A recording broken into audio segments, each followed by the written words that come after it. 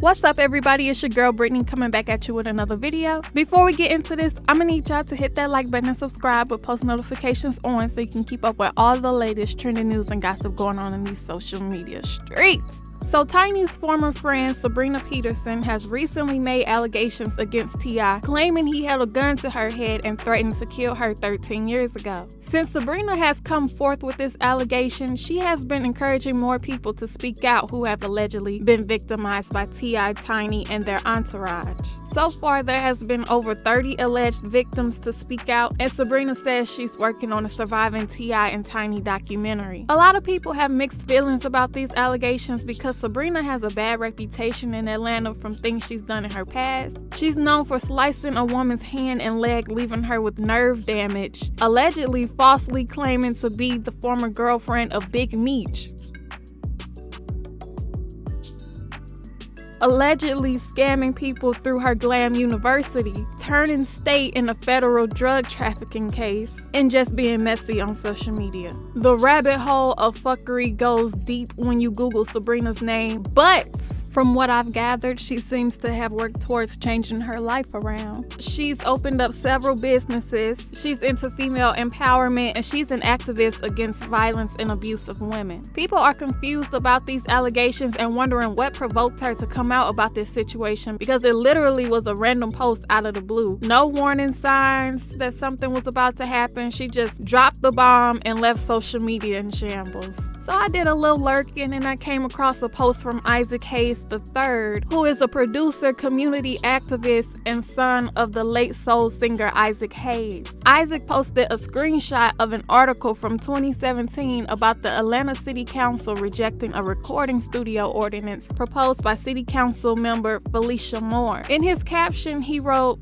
"This is who's trying to run for mayor of Atlanta? This person. A 30-year urban music industry capital that's generated billions of revenue for thousands of people, and she tried to kill the economy and culture because of noise complaints. At least 7 major recording studios would have had to close if this passed, and she was the only council member to vote for it." At Felicia Moore ATL, you can say what you want about me, but Tricky Stewart, Miss Marto, Tammy Hurt, and dozens of others came down to City Hall to stop this gentrified place. But go ahead and run. You'd be the worst thing to happen to the black music in ATL ever if you became mayor. FYI to anyone in this city who has to do with music or entertainment, read and remember. In December of 2016, Felicia proposed an ordinance stating that recording studios should be soundproof and cannot operate within 500 feet of a residential area, which she later changed to 300 feet, but her proposal was still rejected. Atlanta's music industry is in an uproar tonight over a proposed ordinance that many say could devastate their businesses. The ordinance says studios can't be within 500 feet of residential areas.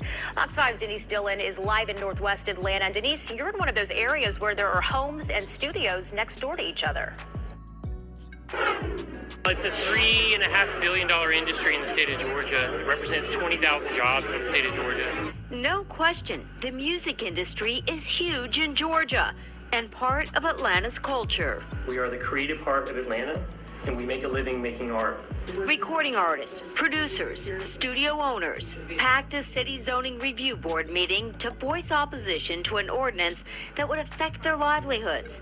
The ordinance calls for recording studios to be soundproof and be at least 500 feet from residential areas. It is in our interest to keep a low profile, to be good neighbors, and to not attract attention. City Councilwoman Felicia Moore sponsored the ordinance after violence at recording studios in her own district. Rapper Bankroll Fresh died in a shootout outside Street Exec's studio last March. The neighbors were clamoring to their representative, which I am, to shut them down. It's about the use and making sure the use is compatible. Board member Dr. Stephen Lee said it would hurt the industry as a whole. My son is a music producer, and my son has a studio in my home. The board unanimously denied the ordinance. But some form of it may still be brought before the full council. So the artists vowed to stand together to fight. Music is transformative, it's medicine, and we can't be silenced. And I am on one of those streets where there are homes right next to studios, like that one right there.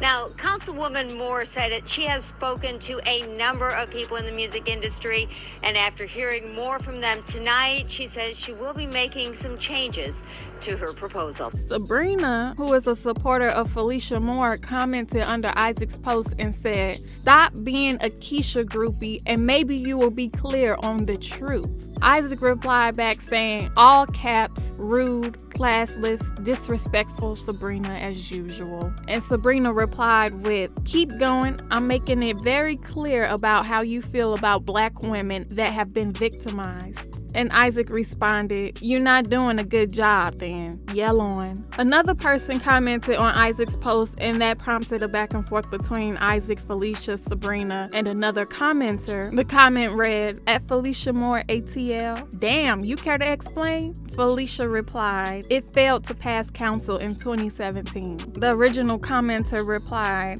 "I would like for you to explain your position on why you want studios closed, considering the culture has boosted Atlanta's economy." Felicia responded, "Never tried to close studios. That is not true. Check the top of the thread. Just typed info if it doesn't get deleted." And then Isaac chimed in saying, "Over 50 entertainment industry professionals of all races came down to City Hall and spoke to you. It clearly says studios would have to be 300 feet from any residence. There are multiple studios in Atlanta that are less than 300 feet from a residence, including at Patchwork Studio.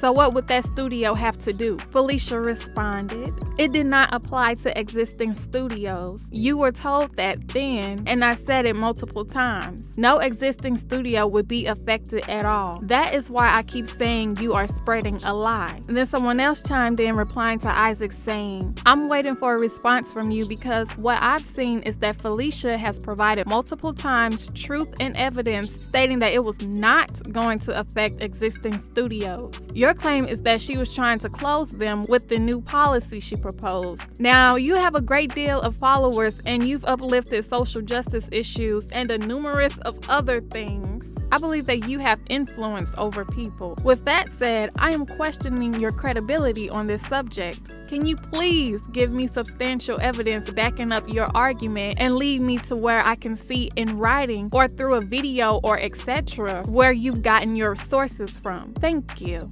Isaac replied saying, "Boy, if you don't go read the legislation, nobody works for you. If you know how the legislative process works, one ordinance can lead to another and another. Go read." And then Sabrina chimed in saying, "I personally don't want a studio 300 feet from where my child sleeps. I'm not sure why this is an issue." So then T.I reposted Isaac's post about Felicia, and in his caption he wrote, "Excuse me, Mrs. at Felicia Moore ATL, but our culture runs this town, ma'am. These studios and the creatives that work in them have laid foundation and paved ways to create opportunities for this city like nothing else could. Yeah, we might get loud. No, we not perfect, but we've contributed to this city's culture and economic growth consistently for decades. Our contributions to the communities here in this city have gone overlooked far too long. We've been on the front line making a difference in this city in ways nobody else in politics would, even before Hollywood found us attractive. That's right, before the filming industry moved to town, we've been making an economic impact, yet the film studios receive all the tax benefits, rebates, and considerations. And not just us rappers and artists. Within the culture, there's a host of producers, engineers, art directors, event planners, club and studio designers, radio personalities, A&Rs, DJs, dancers, promoters, and club owners who put all our heart and soul into making this city what it is today. Put some respect on that, please, and thanks. hashtag don't play with us, hashtag bye Felicia. And then, he put at the bottom that it was reposted from Isaac Hayes. And I honestly believe T.I.'s post is what struck a nerve within Sabrina, which caused her to post this picture with the caption reading, "The sad part about being a woman and being a black woman is this.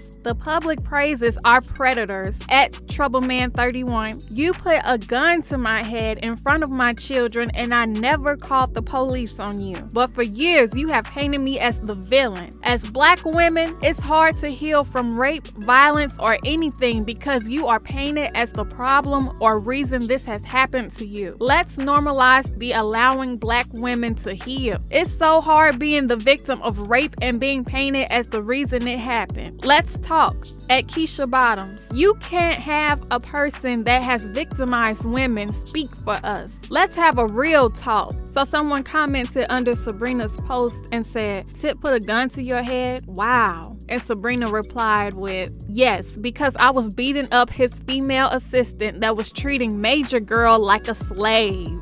Y'all already know Tiny spoke out in defense of her husband. She posted a photo and a screen recording of T.I. with Sabrina's children that was uploaded to Sabrina's Facebook page in February of 2019. In Tiny's caption, she wrote, "Hold up, so you want your abuser to train your sons? He was just uncle 2 years ago. Now, when did you say my husband assaulted you? Did you change your mind or change it back? What's up with you today, Pooh? I'm confused. Stop harassing my family. You strange. Everybody know you been special. Face slicing seminar lady. Please get help, but leave us alone." Look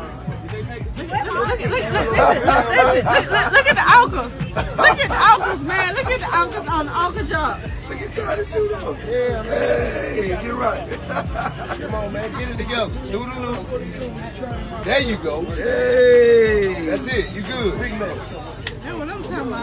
From there, Sabrina went on a posting spree. She posted this photo with the caption, "The trauma of being a black woman. If you are victimized as a child, they say, it's because you was being fast. If you are victimized by someone they idolize, what did you do to them? If you are victimized by a family member, God says you need to forgive. If it happened in the past, why are you bringing it up?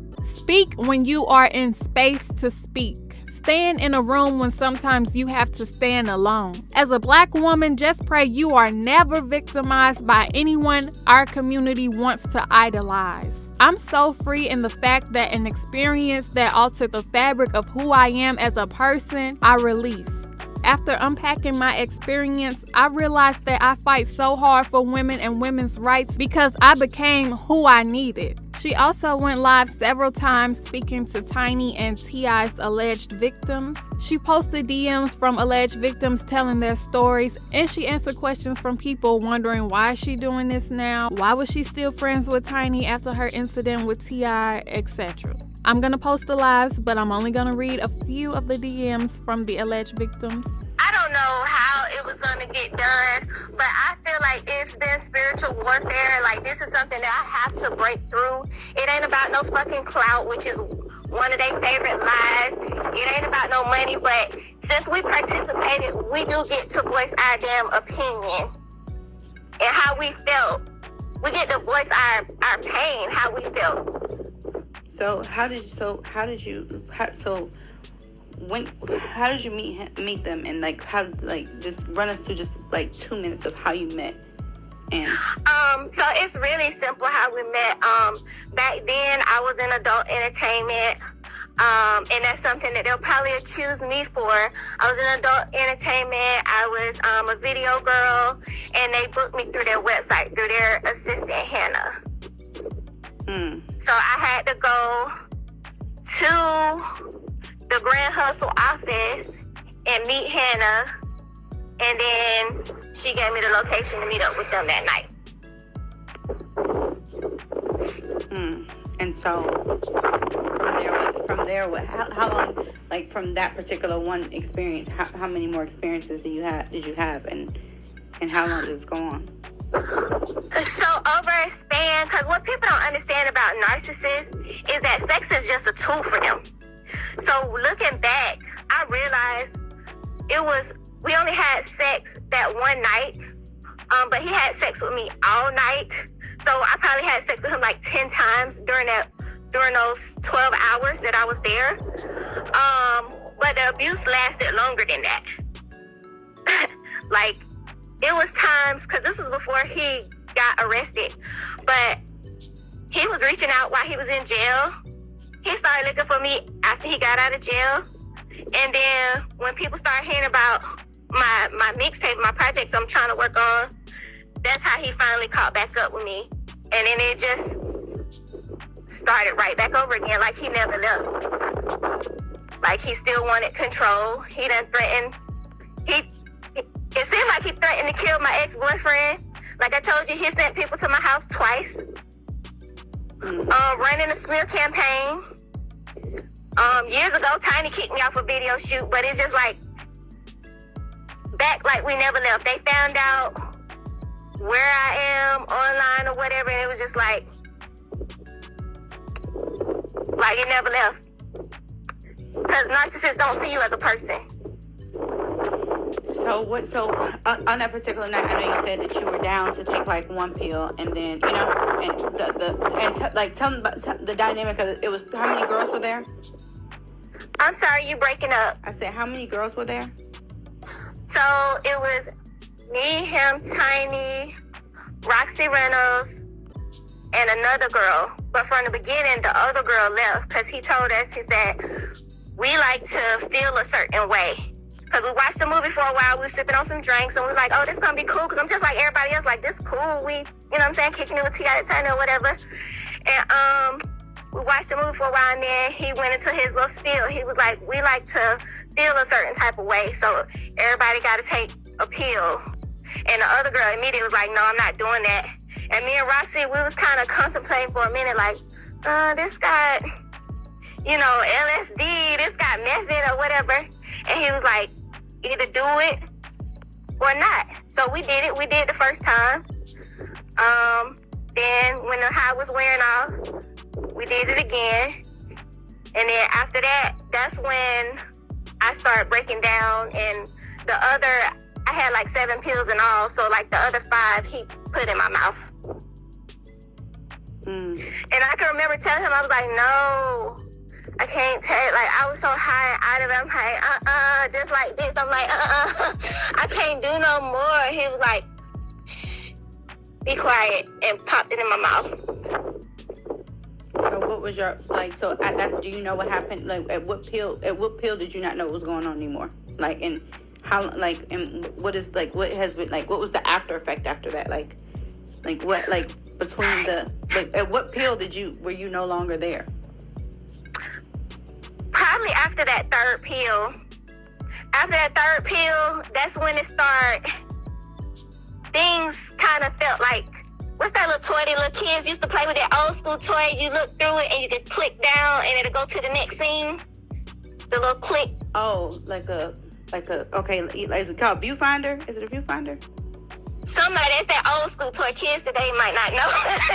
But you look through it, you can click and see Mickey Mouse, then it's Daffy Duck, then it's, but anyway, it was like, click, these are some of the highlights I remember, like, click, we're in the shower, click, he on top of me, click, I'm like, no, click, I'm watching them have threesomes or whatever, click, and it was like my sound, I wasn't hearing anything anymore. And I couldn't feel anything, because I remember he kept having sex with me aggressively. Like I told you, I was sick for like 2 weeks after that. And then I was DUI. The next day, we didn't go to sleep. And they were just up like, this is what they're used to. And I'm like, I can't get up. And he started like he was kind of mad. He was like, oh man, well, I'm finna take you to get some milk. That'll make you feel better. So he drove me to the gas station, got me some milk, and then let me out the car and was like, go on and drive home. And this was back then. And when I tell you back then, like I had all the text messages and stuff when I got home. Tiny was like, You made it, oh man, because I was finna say, I never forget that too. The text message was like, I was finna say, you was finna say what? You let somebody get in a car who was clearly unconscious. Like, I couldn't, there's no way I would have did that to nobody. No way, because you know they're gonna wreck. And I was so doped up. They told me to drive home. I was like, okay, I'm driving home. Like, I couldn't think for myself. And I remember my vision was going out. I was literally praying to God, like, my vision was going out like, shh. Like, I could literally hear that in my head. Like, I could see, like, a TV screen, like, when the channel messed up, like, shh. It just kept going in and out. Like, I was zapping in. I was like, God, please don't let me die. Please don't let me die. I was just trying to make it home. And the motherfuckers had the audacity to call me like a week after they asked me to come back and got mad because I said no. And then, back to that night, it was a lot of things. Like, we were in the tub. Maybe I might not need to say that right now. That might be too much. Yeah, you don't have to do all that. I just want to know, so, like, has this, like, even to this day, like, that whole experience, you know, even to, like, you know, because people will try to say, oh, well, she's a, you know what I'm saying, she was a sex worker, and she came there for this, and she came there for that, but at a certain point, people are using their fame, their money, and who they are, and their manipulation. You understand? Even trying to manipulate, and like, it's one thing to go to a party. You know, like, it's just the way that they're going about this. And I've never, like, it's usually a man is a manipulator on his own, but it's a very rare case when you have a female co-conspirator that you're saying that, you know, that's aiding and abetting. So when you see a female, you're thinking, oh, okay, well, you know, she's one of me and she gonna have my back and this is that and third, and you're not knowing it's the whole time. It's a complete sick and twisted demonic, like, you know, like it's the most sick, twisted thing I ever seen in my life. Like, and to hear from so many different women as to what everyone has experienced, I just want you to know that, you know, that I understand. You understand? Like, I understand. And in so many scenarios, the how it gets tricky is this. It's because you may have came to, you know what I'm saying? Like, well, you came to do this, but the other 10 things, 7 pills, you know what I'm saying? Like, being totally drugged to the point of being incoherent, like, I'm saying, being manipulated and coerced is not what you signed up for. The first thing he said is, can we do you have a contact? So I'm like, yes. I gave him the contact. When he called, originally I didn't pick up the first call. He then wrote me back and was like, oh, just try calling you. So I called back. I'm getting a little, because, like, the stories are, like, really crazy. So I called back. Him and Tiny were both there. No name. Okay. So I spoke with him. He's like, oh, are you interested on being flown out? Like, if it was presented to you, would you be interested in, you know, being in the graces of myself and such? And I'm like, sure. Sure. Like, of course, in the midst of me not thinking, I'm just like, sure, like this. That's one of the tactics, number one, they use. Our people in our community are using the same fame that we got them to diminish our people, and that's horrible. Like, so, right. Asking you, so you're a girl, you don't have, you're a woman, you try to thrive and make money, X, Y, and Z. So kind of just, you know, like, so that was right. That presenting itself was something that was extremely tempting to, you know, to a girl who may be, you know, aspiring to be someone, aspiring to have right. Okay, so finish. So now I'm like I said, I have a new baby and stuff. I'm like, okay, well, can I get back to you on this offer? So he's like, sure, you can get back to me, whatever. So now, of course, I speak to my fiance. I'm like, hey, what do you think I should do? Should I, you know, meet up with these people? I see what they have to offer, whatever. And he's like, you know, if you do go, I'm sure they're probably gonna have you sign something, whatever, you know. And it's crazy because, like, as I'm seeing these stories, I'm seeing that this is exactly what they have these people do, like, sign that you cannot speak about what's going on. So, like I said, I considered it because of who they are.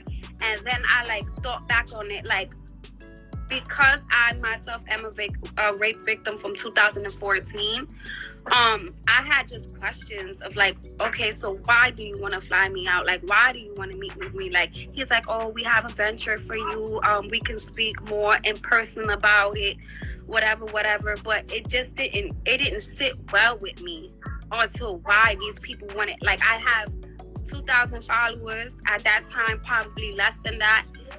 So I'm like, what about me? Like, where did you know what I mean? Like, I had so many questions in my mind about what did they really want. And then, I brought it to my family's attention. I went to my mom. I'm like, Ma, look, such and such wants me to go. And, everybody around me is like, go. I would have did it, And like I said, I have my own family. And I'm like, well, these people are these people. And after I go and come back, like, they're still going to have, their families and stuff. And what am I, like, I don't really see what's the main reason. Like, yeah, I do sing. And, every girl, like you said, has dreams to be a model and do this and do that. But after I had the phone call with the two individuals, I just didn't understand, like, what did they want from me specifically? Because there was no actual, it was more so, when you get here, we'll speak about it, about a venture, as you've seen. And I'm like, okay, what kind of venture? Like, what is this exactly that you guys, have in mind? And, like, I'm shaking right now because I'm just so glad that I didn't go through with it, because it's so many females, as from what I could see, that has got taken advantage of. And like I said, I couldn't relate to it because I've been there. So, like, when somebody actually hit me up and was like, didn't these people hit you up? And then they sent me your link. And I'm shaking. Oh my God, I'm shaking. And so that's why I started reading through the stuff, and I'm like, wow, this is so crazy. This is like so crazy. I'm shaking right now. I'm like, so now that you're telling me about the contract, right? And people telling me the venture, you're helping me to understand that some of these girls didn't go for what they thought they were going for. You understand? Right. You get in the presence of two people you look up to, two people that have the soundtrack to your life. You understand that? So here's your decision. We're here with you. If you want to stay with us, you need to do two things. You need to take a pill, and you need to compromise your spirituality and have sex. And most girls don't have the tenacity, the mindset, and or the discipline and willpower to say no in a moment that in a setting that they feel possibly change their whole life for them. Right, and that's, like I said, because of the... Sorry, go ahead. No, you're fine. Like, because of what you said, like, I'm not gonna lie, in an instant, at the moment, a lot of, like, everything in me was like, oh, like, this is an opportunity.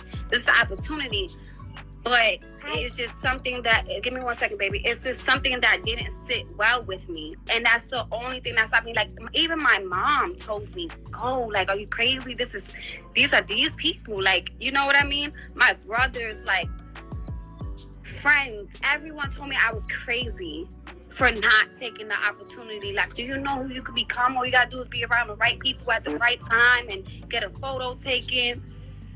So it was very much so tempting. And I'm sure, like you said, other people in my situation, regular old people just trying to make a way for themselves, that's more than likely 9 times out of 10 a female's case. So it's just crazy. All the women have morals. There's no woman that we've spoken to that didn't have morals.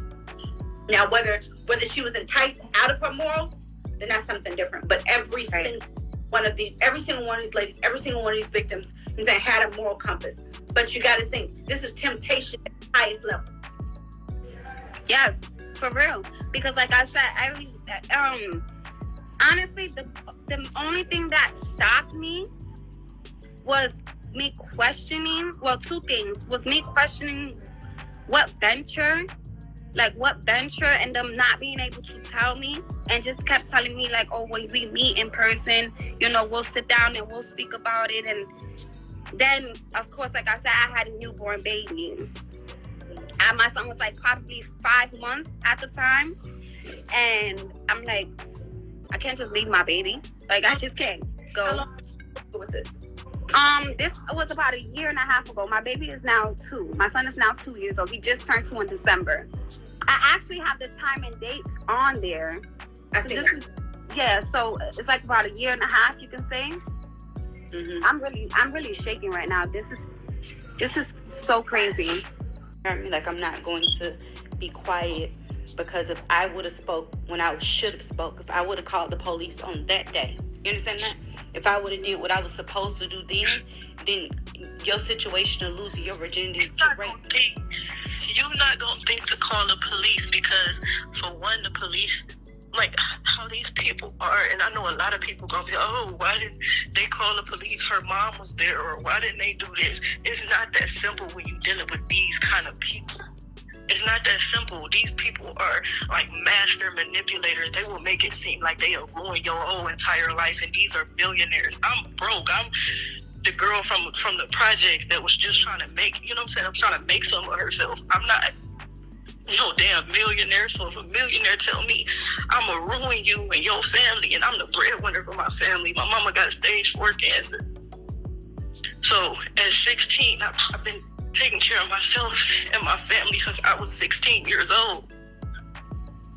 So of course, if they tell me, oh, I'm gonna ruin you, or I'm gonna do this to you, or I'm gonna do that, you're not gonna think, let me call the police, because you're gonna think, I gotta eat, I gotta feed my family, I gotta do this. These people gonna cause hectic. I can't afford to go to war with them. And that's exactly what I did after what happened to me. I went to war with them. That's exactly what I did. It took me years to get to this space, to even just be able to say, something, this happened to me, and and it was by no stretch of imagination rape, but nonetheless, a violation of me, a violation of my life. And so from that day forward, I've never taken another drink in my life. Like, that day changed me, even still as an adult. Like, I've never taken it. I don't. The other woman that's a kidnapping victim, her husband got kidnapped. She's still moving. 13 years later, she's still packing up and moving from place to place, living in fear. Yeah, these people were scared of shit. People don't understand. These people will scare the hell out of you. Like, the way they threaten you, they bring out all this paperwork. Just picture being a young girl that's just trying to make something of herself, and these people do something so wrong to you, just violate your whole existence as a human being. And then they throw these papers at you. Don't do this, I'm gonna ruin you. Don't say this, I'm gonna do this to you. Or, it's a good look for you to do this with me, and I'm just this big guy, or I'm this person, I'm gonna end you, I'm gonna destroy you as a whole, as a person, and you the main, provider of your family. Like, you're not gonna jeopardize that. You gonna swallow it.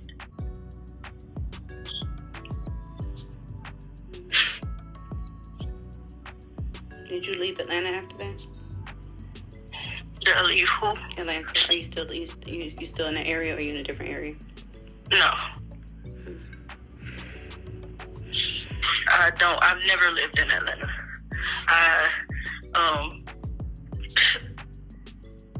I got flown to Atlanta and was supposed to get flown back. Mm-hmm. So it was a business, and it wasn't like, because I know people try to make it seem like, oh, she flew to Atlanta to meet this guy, to do this, to do that. No, it was not that. I was specifically supposed to meet Tip. I was a singer. I was supposed to meet Tip, give him my demo. I just was trying to do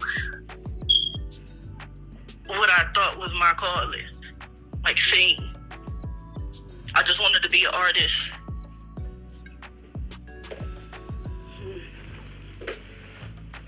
Well, I'm gathering, like, facts and information from a lot of different places that are a lot of people are reaching out to me. And I'm not going to stop speaking. Please don't. We need you. When I tell you, when I was in your live earlier and I was shaking because I knew it. I knew you were telling the truth.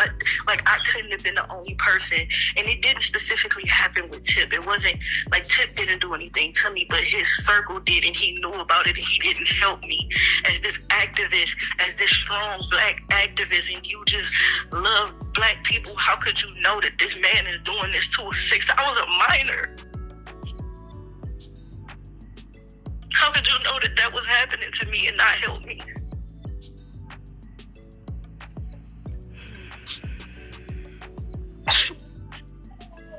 I'm 26 and it still hurts to this day.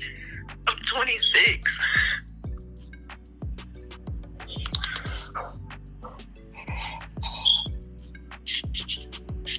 And you're sure he knew? I'm sure he knew.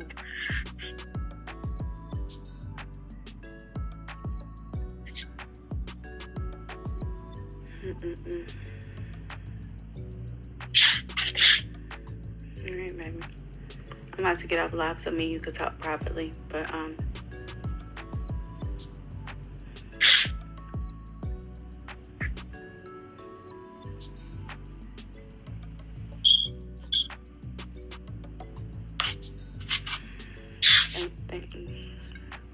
thank you for that, just thank you for even speaking up. Like, I know this is too much. Like, I opened up a can of worms, and I just did not know that it was.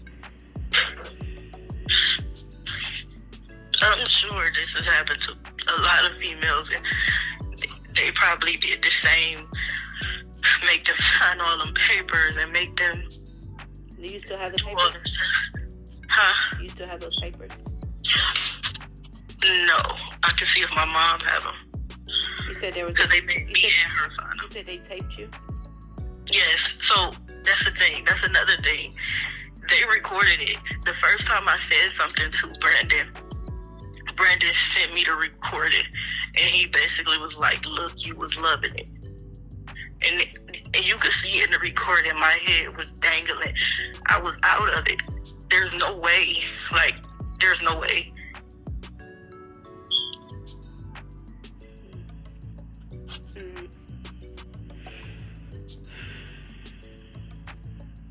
Thank you. Thank you for speaking up for me. Like, so many people have been saying, "Oh, you wrong. They didn't do this to you." Like, I'm so glad I opened my fucking mouth. I'm so glad I said something.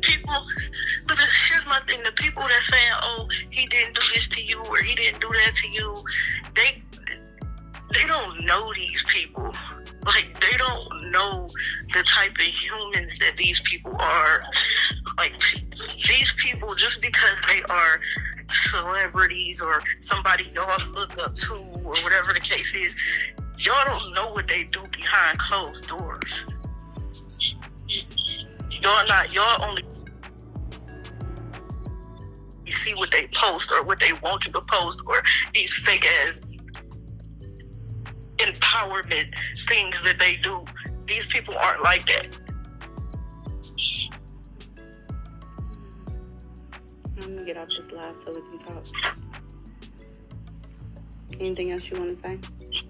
No.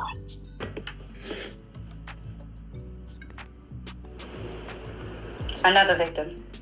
Hey, baby. Hi. My phone won't stop. My DMs won't stop blowing up. I haven't heard your story yet, but you're free to tell it. So I auditioned for his show, The Grand Hustle. You said what? And I had auditioned for his show, The Grand Hustle, on BC. And I was so excited about the show. Everything worked out. I met him, and I guess this was during the time when him and his situation was not together. And he was like, "Oh yeah, you should come hang out with us, come to the club." I'm like, "Okay, I say, no, he's a rapper, So we get to the club, he bought me a drink, everything was going good, and then he just got out touchy, grabbed me. I'm like, "Wait a minute, I don't get down like that." And he was like, "I guess you don't want to be on TV." because, you know, if you don't do this, then I'm not going to put you on the show. And so I ended up leaving the club, and I got a text from one of his friends. They were like, you know, he really wants to leave, he wants to apologize. I'm like, okay, you know, cool, he wants to apologize. You know, I'll be with him, you know, to get the apology. But then it's just, he didn't apologize. And it's just, you know, I don't want to say what happened, but you can kind of guess what happened next. No, I can't guess. I don't know. And so I went to the hospital and everything, and I'm crying, and my mom and my mom want to come home. Like, you know, I can't believe I can't believe this, right? You did a rape kit? Yes, ma'am. You went to the police? Yes, ma'am. You gave them his name? Yes, ma'am, and they did not believe me.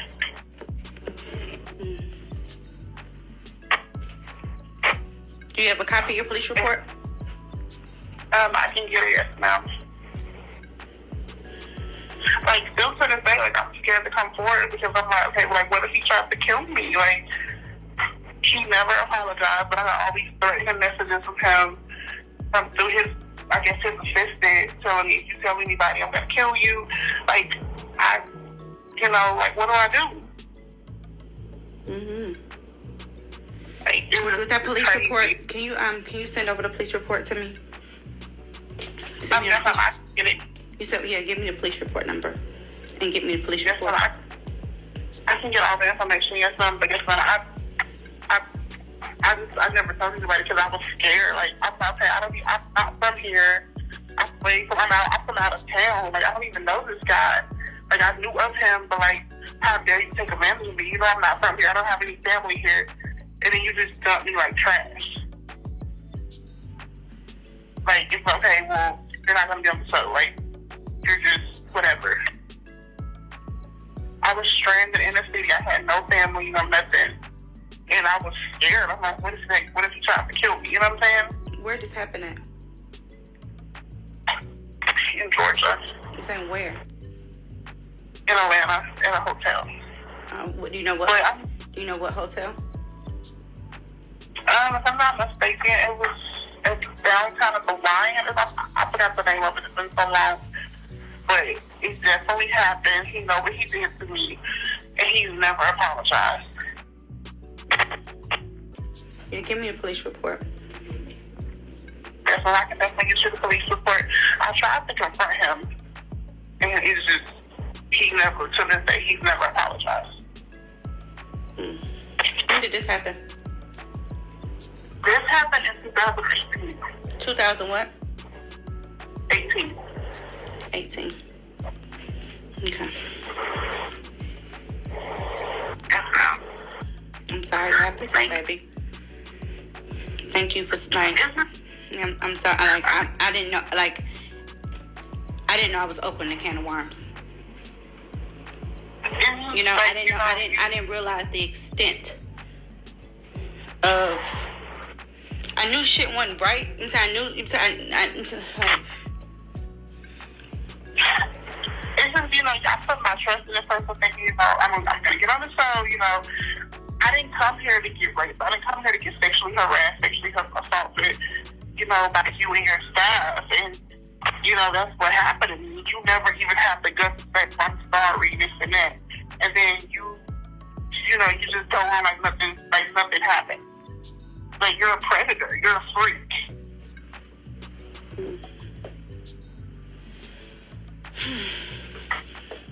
Okay. So thank you so much.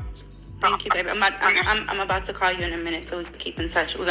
I'm putting together a strong knit of women, and also, I think the police are probably gonna pick this up. So, all right, thank you so. Yeah, so I 100% got your back to the end. I know that the amount of backlash that I've received on this. I know a lot of y'all don't want to come forward, but I'll take the front. I'll take the front. Yeah, I'll take the full front. I'll take the full front. My face card could be all over everything. I'll take the full front. Yeah, because like I was scared. I'm like, wait a minute, like he has a wife, like like what if like I'm not scared of her because at the end of the day she's not gonna touch me. But like he got friends in power, like like I'm just one person, I'm just one little person. Like how dare you take advantage of me? And then the fact you're older than me, and then you just taking advantage of people. Like who does that? And so they actually did a rape kit? Yes, ma'am. They did the DNA and everything? Yes, ma'am. And was it City of Atlanta that didn't investigate it? No, they said that they didn't have enough to investigate it. If you could remember the hotel, possibly. Yes, ma'am. If you could remember the hotel and get the thing, they could possibly pull, like, that's some old footage. I doubt if you can get that footage, but do you have the text messages and that kind of stuff? No. And when all of that stuff happened, I came home and I just tried to put it behind. I got my number changed because I was getting death threats. Like, I was terrified. I'm like, wait a minute, I signed up for this show. Like, they have my address. Like, I literally moved because I was so scared.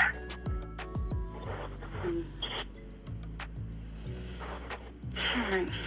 Well, thank you. And once again, I'm completely sorry this has happened. Like, I did not know I did not know why the hell I had to open my big ass mouth. I mean, sometimes it's a blessing. Like, this is a blessing. I mean, like, even though it happened, a couple of years ago, it still haunts me to this because, like, how dare you do that to somebody? You know about that? Like, you didn't know how to be able to say, I'm sorry. And then you kept threatening me to keep my mouth shut. Like, who does that to somebody? Like, you're in a way better position than me, and you taking advantage of me. Like, you got a whole wife at home. Like, who does that?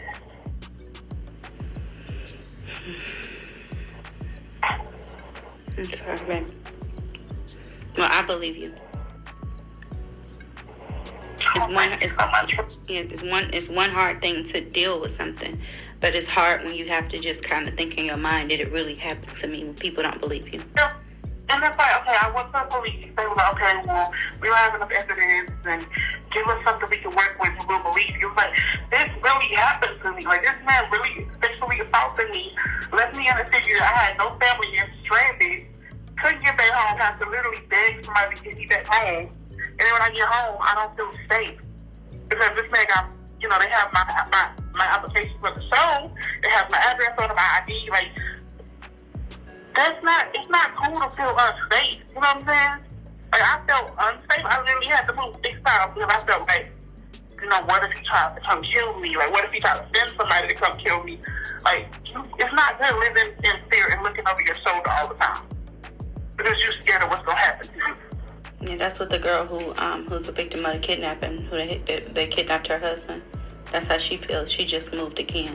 13 years later, she's still moving. So, I was in Atlanta from New York, and when I got back home, I did not feel safe. Because a week after that happened, he was in New York. I literally did not leave my house. Like, I was scared for my freaking life. Because I'm like, what if he tries to come, kill me? You know what I'm saying? Like, what if? I'm sorry it's happened to you, baby. Well, thank you so much for listening, and I hope the truth can come out, because he is a monster. Like, how dare you try to take the city and the community and this and that when you out here hurt people yourself? Like, you can't be a predator and an angel at the same time. You can't do that. Pick a side. Pick a side. Well, what you're saying is really, really like serious accusations. So I really need to see I really need to see that police report with his name on it, Because what you're saying is very, very serious. So I'm saying it can't be hearsay or a lie, So I really would like to see that. I really would like to see that police report. That's fine. I could definitely get the police report. That's fine. Okay. Yeah, because because what you're saying ain't nothing to play with. So like when you say something like that, you gotta have every single receipt to back it up. Yeah. Okay. All right. Well, peace and blessings. The question is, what's next, right? So what's next is this. Is that I had a group of women that have opened up to me to talk to me about their experiences. What's next? Actually working with a friend of mine who did the she did the big R. Kelly thing, and we're working on getting the ladies that have come forward, the woman who experienced the kidnapping. I'm working with her and going to be working with her to get, speaking to her today about getting her counseling. The young lady that was drugged in Houston, getting her counseling. The young lady who was drugged as a 16-year-old, getting her counseling, also getting myself some counseling. The women that are coming forth now, getting everybody in some level of therapy. And my message for today is this, is that people say, oh, Sabrina, I'm fearing for you, da-da-da. Let me explain something to you. And this is for every victim of anything traumatic, okay? The one thing I'm blessed about was when I cut that girl up, she called the police on me. I'm blessed about that. It was the many times before her that I was the aggressor and never was held accountable for it that led me to do what I did to her. With that being said, silence gives your aggressors power. The longer you stay silent, the more powerful they become. The more powerful they become. Right now, you got hundreds of women that are about to come out the woodwork right now with pieces of what has happened to them. And see, what happens is this right here, is that at the end of the day, is that when you don't speak, right, they go do it again. They feel powerful. They feel empowered. I can do this. It's just like when someone commits a robbery or they do X, Y, and Z. Once they're empowered, okay, I got away with this. I can do it again. I personally was 28 years old when this happened to me. I was not Sabrina the entrepreneur. I was not Sabrina the glam bar owner. I wasn't Sabrina that was in Essence. I'm not Sabrina from Forbes. I wasn't Sabrina that was on covers of magazines. I wasn't the Sabrina that had business accolades. I was 12 months fresh out of stripping. My son's father was in the streets at the time. So when you're in street code and X, Y, and Z, calling 911, calling the police and X, Y, and Z is not something you do. And I would have been looked at the same way the comments are saying now, oh, she's clout chasing or needing something, this and third. I don't know how many women that would have a man that is a millionaire put a gun to their head on probation and be a broke ex-stripper like myself at the time and not say nothing. So that wasn't so. But now that I'm older and I'm able to look at all my traumas, every single one. I speak about my kidnapping. I speak about home invasion. I speak about broken relationships. I speak about single motherhood. I speak about all these things that have molded me into the woman I am today. And there's things in your life, there's things in your past that some of us can't just come out and just like materialize or speak on just immediately that it happens, because you're just still trying to deal with the fact that it happened. Deal with the fact that it happened. But it's something a little bit harder when people that have caused the trauma to you are then on the screen and you're looking at them like, are you freaking kidding me? Like, you're not for us. You're not for people. You're not for black people. You're not even for women. You're not for us. So there's a level of frustration that comes.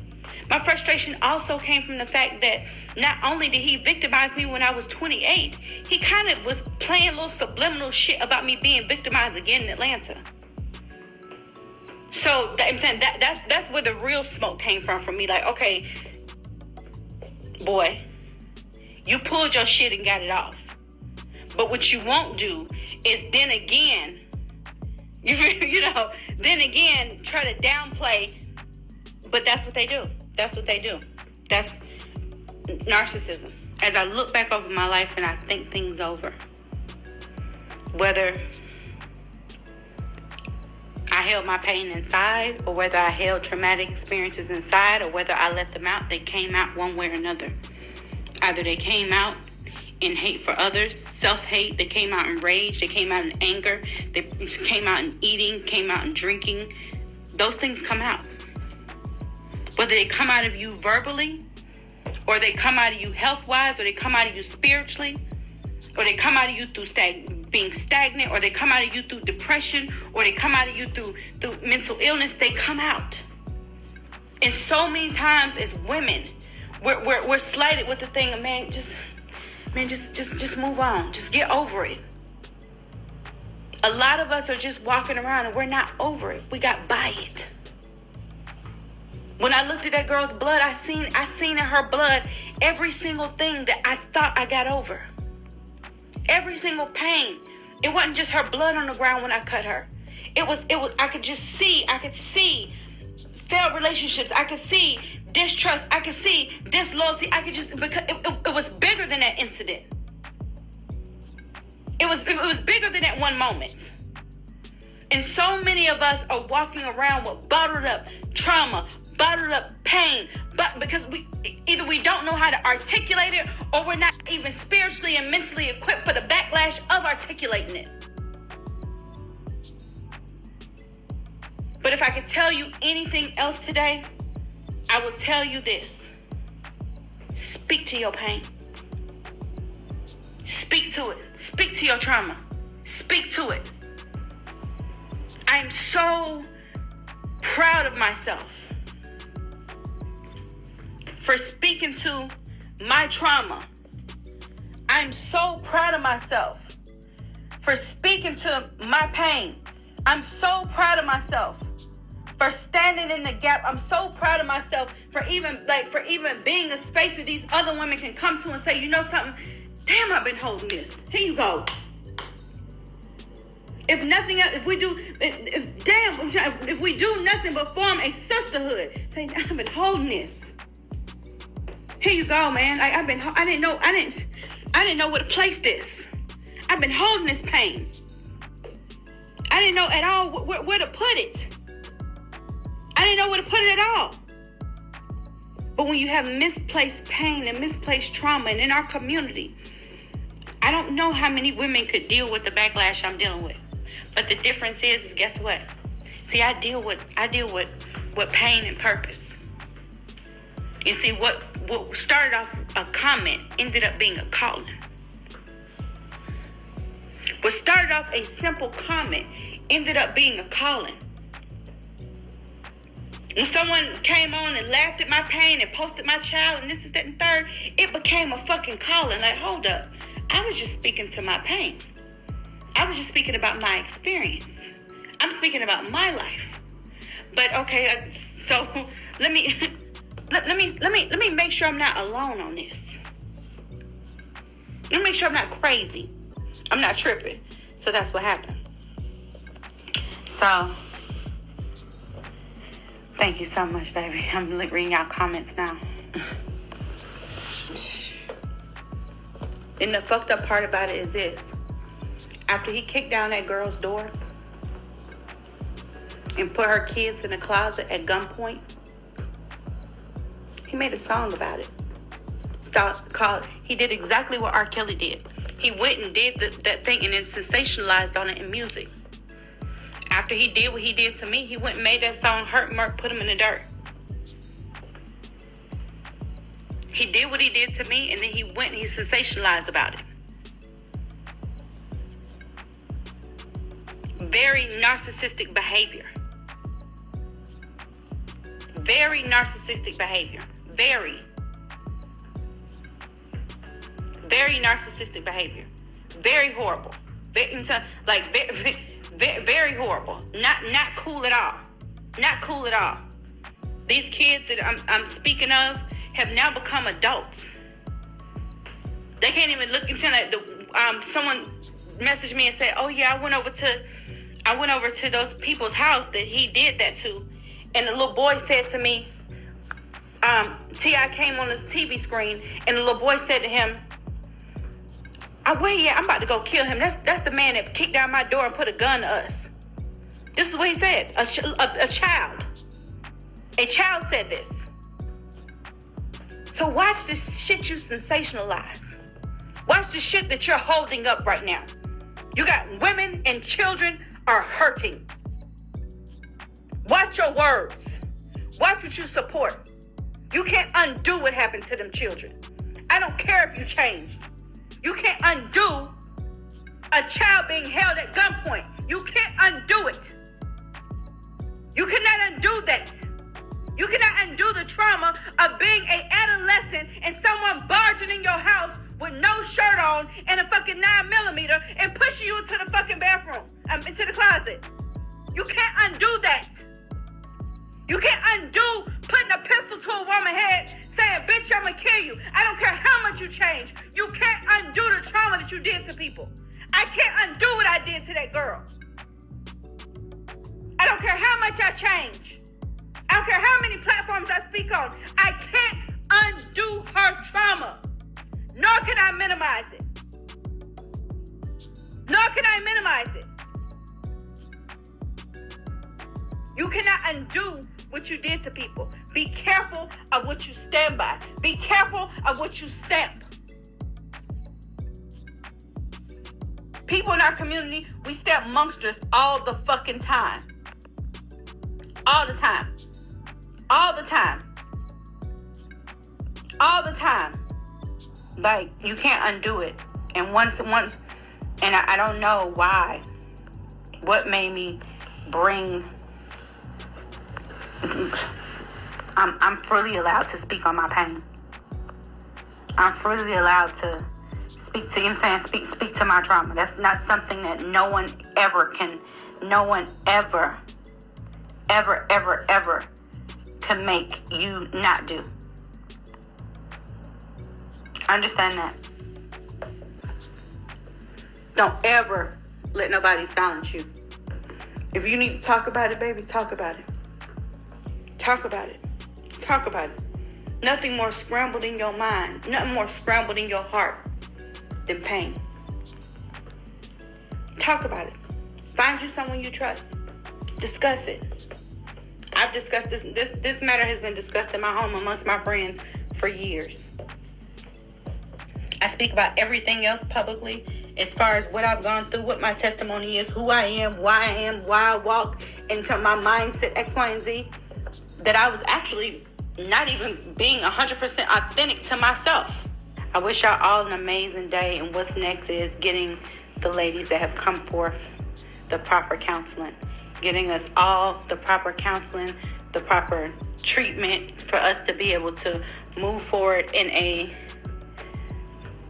healed manner. I didn't even know what weight I was lifting off myself, baby. I didn't know it. I didn't even know the weight was that heavy. So crazy. Sometimes we carry things for so long we don't even know how heavy they are. Sometimes we carry stuff so long that we don't even know how much has been weighing on us. Especially in our community. Sometimes we hold trauma for so long. It's like, damn, I didn't know it was that heavy. And when I put it down, I realized, damn, that was heavy. Damn, I was carrying that. No wonder I didn't have room to carry this or carry that or carry this or I was carrying that. We're all carrying a lot. Some of us may be carrying the load more graceful or more designer bags or bigger houses and X, Y, and Z, but we all carrying the load. And the most freeing thing that I've done for myself in 2021 was put down the heavy things. I thought I was talking about me. I didn't know all this was going to come up. This is a lot. This is a lot. And just out of respect for the women that shared, I can't just be like, oh, well, thank you for sharing. Good night. I got to push through. These are women that have opened up about being drugged. These are women that have opened up about being held at gunpoint. These are women that said, oh, I can't just walk away and be like, oh, well, thanks for your story. Have a good night. Like, I'm slung into a different I'm slung into a purpose. Like, I can't just, am I right? Do I just leave them? Do I just be like, oh, I'm good, y'all?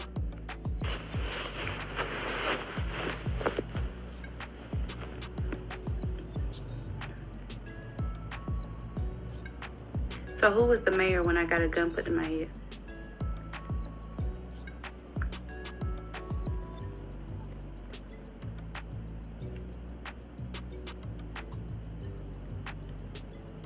So, no, I be wanting y'all to work through your logic.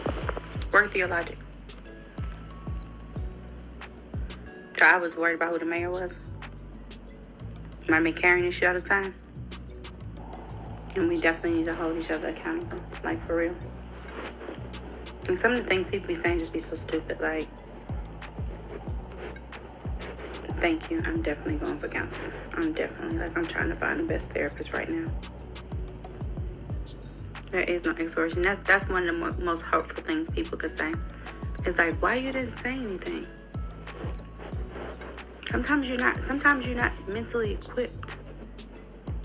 Anybody ever been through something that was so like out of what they thought they should be going through that you may not be mentally equipped to even articulate it? Maybe you're just insane. Maybe you're just really just processing it. By the time you process it, you try to get past it, so you don't even want to go through what it's going to take to even go through what it's going to take.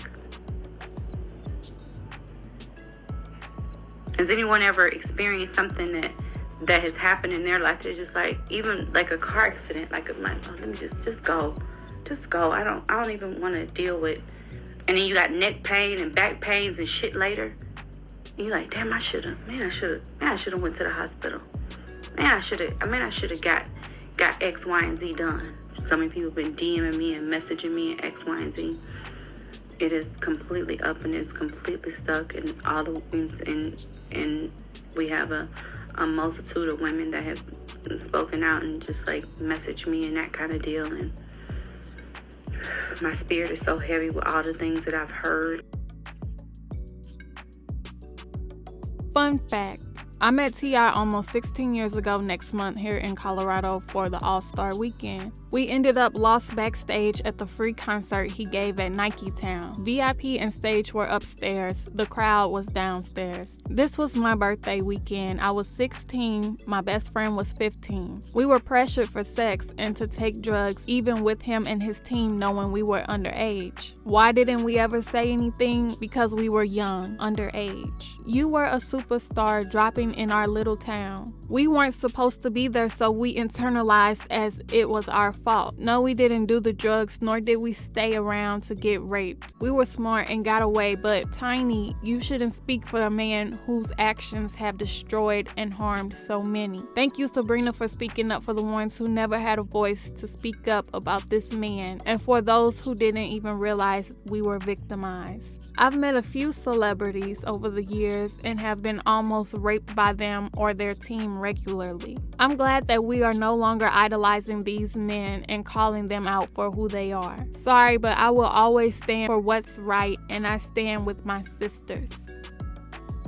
Hi, I'm writing you from a fake page because I don't want my friend upset with me. But I know for a fact that you are telling the truth. I lived in Atlanta from 2017 to January 2019. I moved there with a friend who was on the scene. She met T.I and Tiny out at a club one night, and they wanted her to come spend time with them for a fee. So of course she did it. They forced her to do coke and take mollies and tried to have a threesome. Tiny would do most of the talking. She was very upfront and kind of rude. Something ended up going wrong, and my friend got into it with them. They threatened to kill her if she ever spoke about it. She still lives in Atlanta now, so I would never want to put her in danger, but everybody can't be telling the same lie. Sabrina, please be careful. You aren't lying about that man or Tiny. I know because my friend used to strip and fly here from time to time. T.I and Tiny were her regulars. One day I went to their house and he wouldn't let me in unless I took an X pill. So he gave my friend and I a pill and soda. We spit it back in the sodas and pretended to take them. We all had sex, but Tiny invited Blank Rapper over and a couple of other celebrities. He paid us $3,000 apiece and I never went back. He becomes a different person during sex and Tiny is the leader. It's weird. Exposing the devil is going to be dangerous.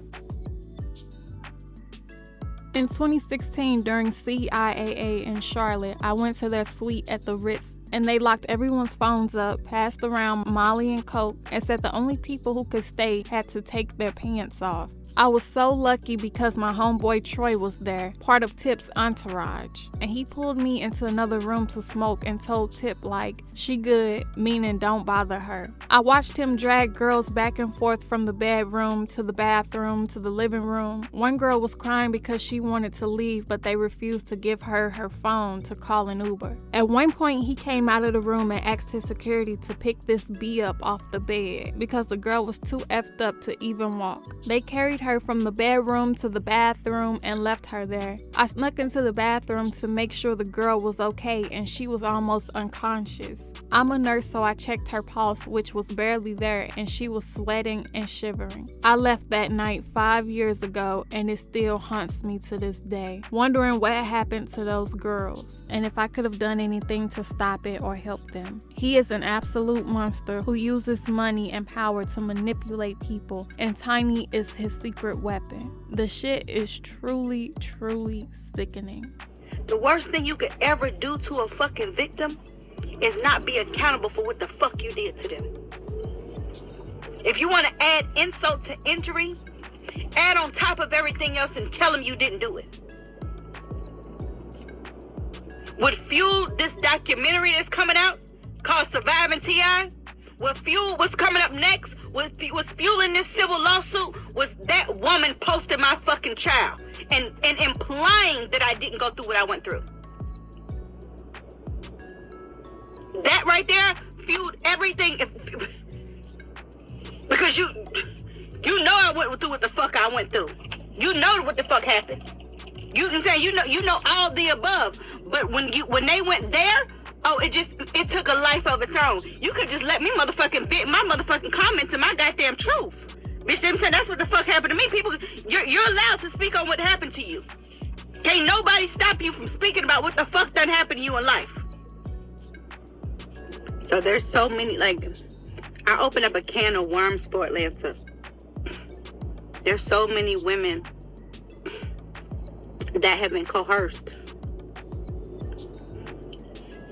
Oh, y'all done fucked up now. Y'all done fucked up now. So, yeah, there's so many women that have been coerced into doing drugs. You go into there and get some moisture packs? How many? Like 10. Okay. 10 big ones. People use their fame. They use their notoriety to get various women of lower statues in their bedroom. These women wanted to be affiliated with famous people. They wanted to be affiliated with their faves. They wanted to be affiliated. One of the victims, one of the girls that was drugged in Houston, she wanted to be affiliated with, with people that were from the soundtrack of her life. She was starstruck. She was like, but they used their power. They used their fame to manipulate, drug, and oversex black women.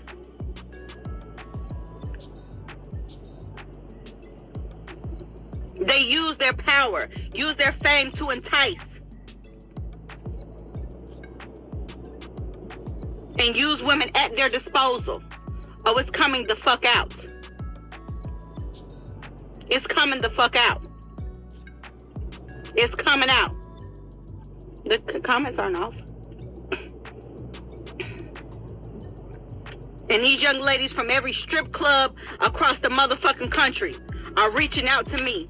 Every young girl that had a dream for music, they're reaching out to me right now. My story, what happened to me, since no one wants to be accountable for what happened to me, since it didn't fucking happen, well, we're just gonna see. We're gonna just see across just what the consensus is in the land. Don't. You can come at me all you want. But these other ladies that's coming behind me, these other women that are coming behind me, don't come at these women. Don't come at them. Don't touch them. Don't say nothing to them.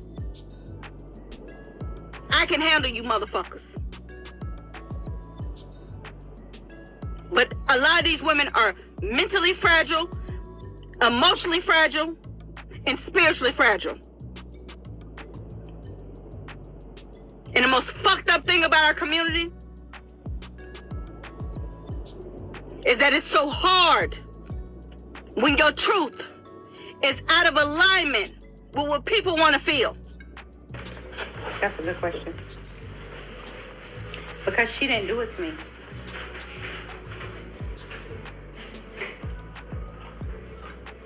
She's not the person that put the gun in my head. Looking at it, hindsight being 2020. But I was never his friend. I was always her friend. So my relationship or my bond wasn't towards him. It's always been towards a friend. So that's a good question. Oh, perfect. So the picture that was posted of my son, I wish you guys could talk, was at a car wash in Atlanta. And if you know anything about a car wash, what happens when you give your keys? You're there. And it's not like I don't know him. I know him very well.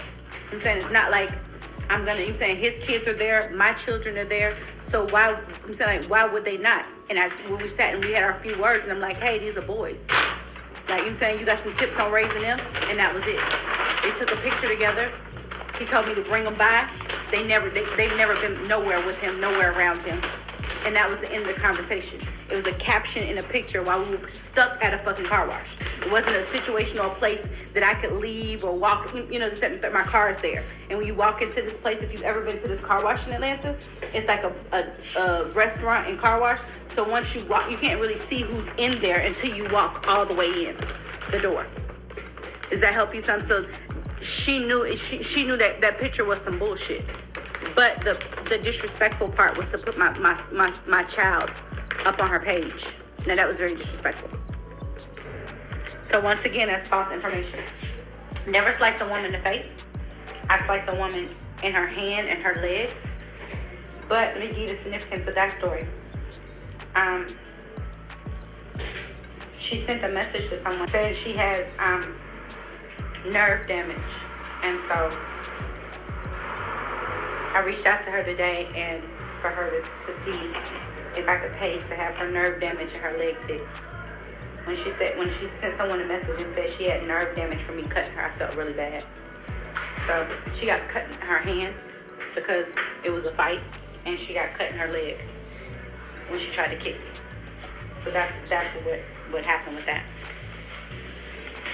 And so fixing her nerve damage doesn't make it any better. But I think at the end of the day, me calling her and reaching out to her and acknowledging what was done to her and letting her, allowing her to call me a bitch and so forth and so on, and she was able to, and I told her to call me back if she had anything else she wanted to get off her chest, and to find out about a specialist to be able to get her nerve damage fixed, because at the end of the day, I don't want somebody walking around with trauma and damage on them when at this point in my life, I have the expenses to be able to take care of it. So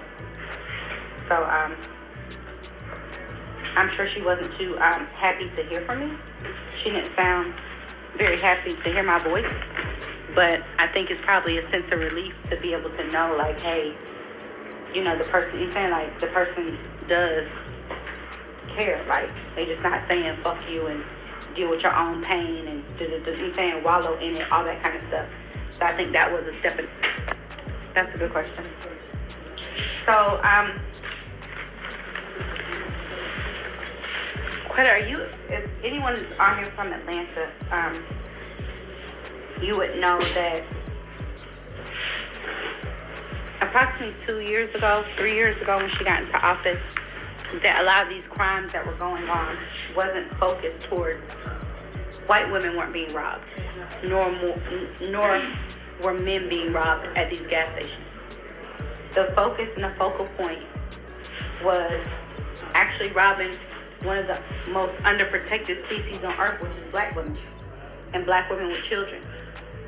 So I really had a problem with the fact that this was an ongoing thing and that there were women in their cars with their kids that was being victims of slaughter crimes. It was women that were pumping their gas and then their purse, getting their purse snatched off the back seat and things of that nature. And I just really felt like, dang, for myself, when it was time for her to be voted in, like I was even sending food and pizza and stuff to the polls for people to stay on the polls. And I just really felt, and for me, I really needed the law to work in my favor, right? Because I'm a convicted felon, so I can't carry a gun. So the night when they had my car, they had my car, they had my purse was in there, they had my all my mail, they had my address was on my insurance card.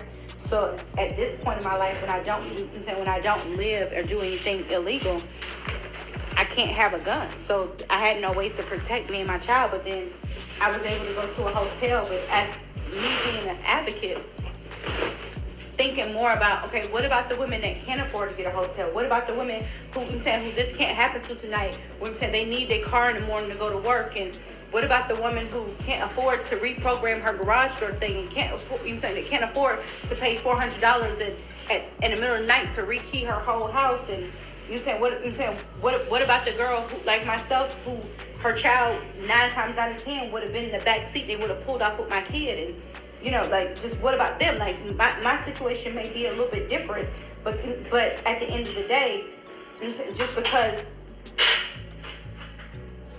just because my situation is different, you got to look at things for what other people are experiencing too. And when I experienced that, and I experienced the fact that I have an audience and things like that, so I was able to I have notable friends that was posting the car and and things of that nature. And when my car was stolen, it was newsworthy and all that kind of stuff. But that's not the same case for the girl who doesn't have a brand, who doesn't have it's a totally different scenario. So at that moment, when I went to the police station, the police told me, Sabrina, the only thing we can do here is arrest. That's the only thing we can do as police. We can only make arrest. That's all we can do. If you really want something done, you're gonna have to go see the DA, and you're gonna need to go down to City Hall. At that point, I went down to City Hall. When I went down to City Hall, it was like no one had no fucking answers for me. I uncovered who the head boy over the slaughter crimes. We got cool. That baby wants to be a chef. He doesn't even want to do slaughter crimes. I'm saying they come to his house and try to pick him up in X, Y, and Z. I got him a job being a chef. The other boys from the high schools I spoke at, these young men, so it's 2 victims. So that was my real problem with the mayor. It's like, listen, you don't understand, like you being oblivious and people coming to Atlanta and you not making, no warnings about crime. You're creating more victims, number 1, through your silence, like I did. And then number 2, the target of this thing was black women. And for you to be a black woman, to be so oblivious to what's going on, to act like you don't have a solution for it and or no type of resolution, it was horrible. I got really, really pissed, and I stood up there for 7 whole days, and I missed work, and I protested X, Y, and Z, but I was just kind of dumbfounded how all the things was going in the city, and she was at the Oscar, at Grammys and this, and I'm like, why is you doing all this? And there's people actually here dying.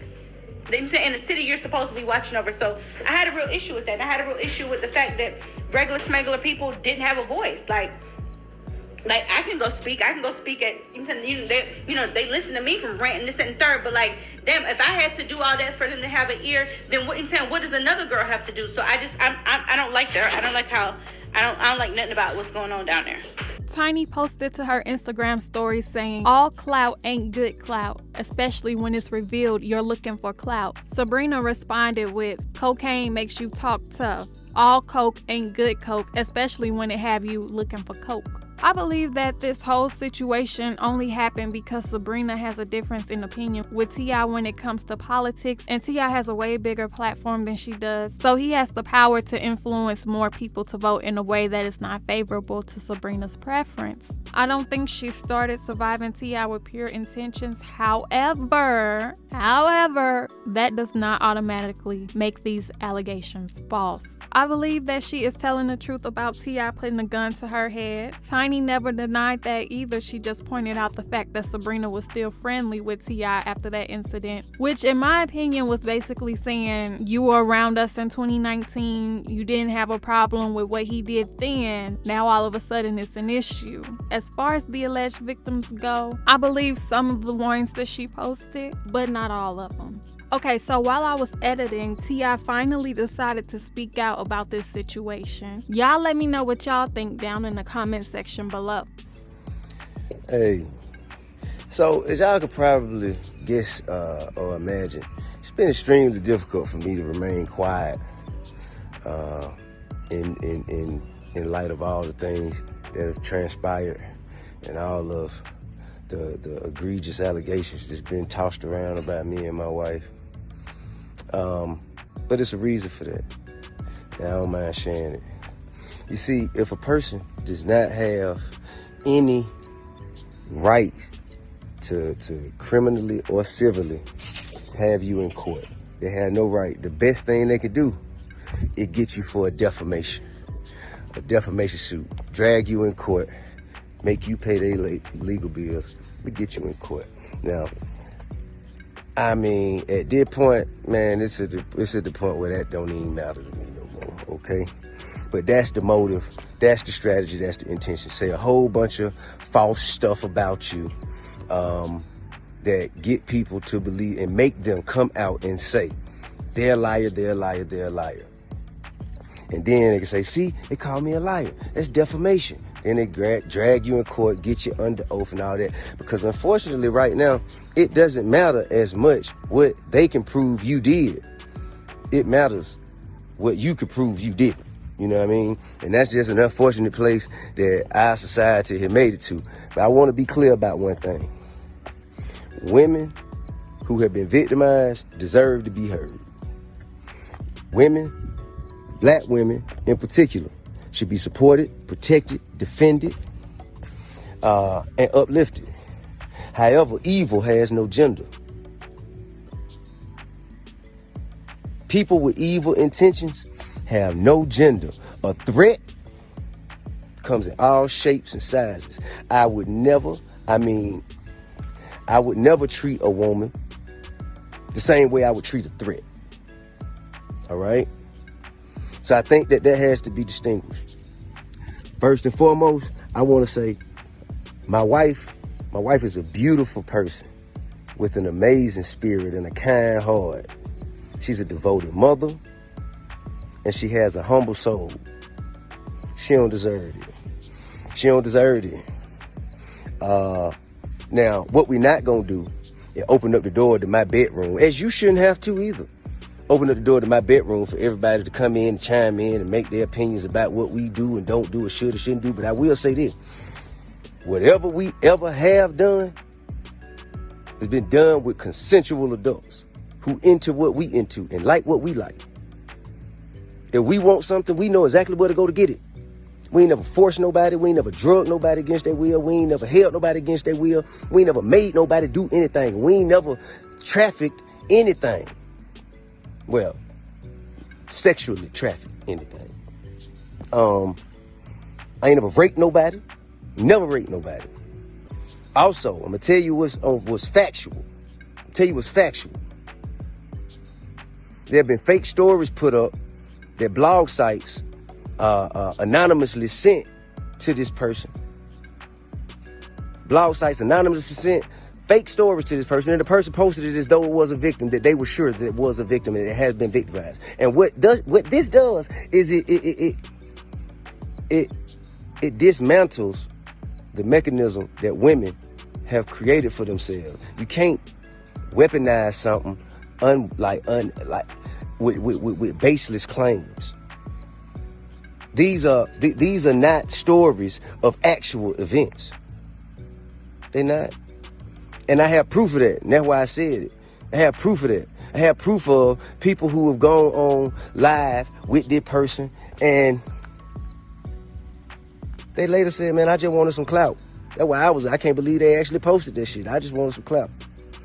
So this is what we're dealing with, man. This is what we're dealing with. And also, I pose you a question. How you gonna be a victim and an attacker at the same time? How are you being victimized if you are violently attacking someone? Women who have been victimized deserve to be heard. They deserve to feel comfortable and confident. They deserve to feel supported. And that's supposed to get them to a place where they can show their face and say, this is what happened to me. This is who did it. And so the necessary steps can follow. This is not that. This is not that. I also want you to know it's evil at play. I'm talking about evil. I'm talking like, evil.